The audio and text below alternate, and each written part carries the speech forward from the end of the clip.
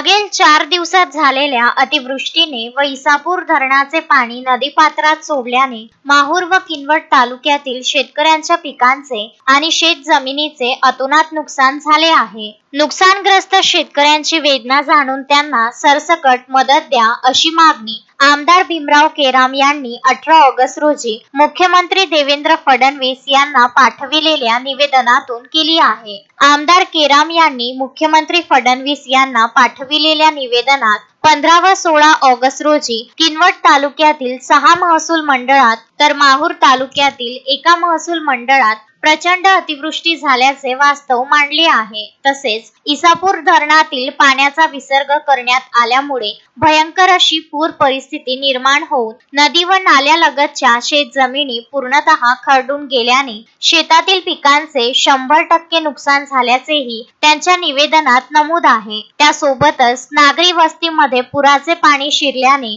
अनेक कुटुंबे बाधित झाली असून कच्ची घरे पडल्याने संसारोपयोगी साहित्यासह अन्नधान्याचे प्रचंड नुकसान झाल्याचा उल्लेख सुद्धा आहे। याशिवाय पाळीव जनावरे पुराच्या पाण्यात वाहून गेली असून जीवितहानी सुद्धा झाली असल्याचे तसेच अनेक ठिकाणचे पूल रस्ते वाहून गेल्याचे व रस्त्यांची दुरावस्था झाल्याची व्यथा त्यांनी आपल्या निवेदनात मांडली आहे।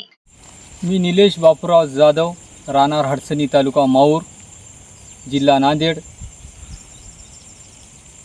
माझी सर्वे नंबर 8/3, 2 हेक्टर 47 गुंठे, त्यापैकी 5 एकर शेतीत सतत चालू असलेल्या 3 दिवसाच्या अतिवृष्टीमुळे माझ्या शेतात पूर्ण सोयाबीन खरडून गेलेलं आहे।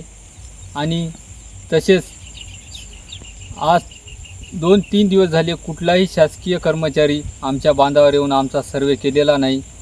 आणि हेच जर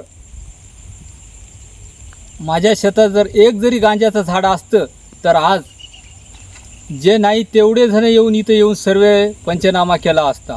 मारुतराव जाधव, मी राहणार हडसणी या गावचा आहे। माझा तालुका माहूर, जिल्हा नांदेड।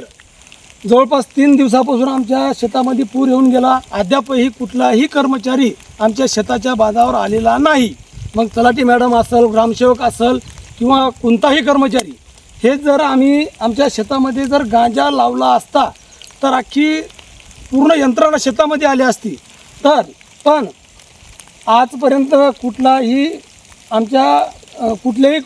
कर्मचाऱ्याने आमची दखल घेतली नाही। तरी आम्हाला आमचे जे नुकसान झाले, अक्षरशः आमचं शेतीतल्या मालाचं तर झालंच, पण अक्षरशः आमचा मशागत पण वाहून गेली। तरी या सरकारला मी विनंती करतो की तात्काळ आम्हाला आमच्या मालाचे जे नुकसान झाले त्याची भरपाई देण्यात यावी व तसेच कर्जमाफी सरसकट करण्यात यावी। एवढंच बोलतो आणि थांबतो। संजय घोगरे, विदर्भ न्यूज, माहूर।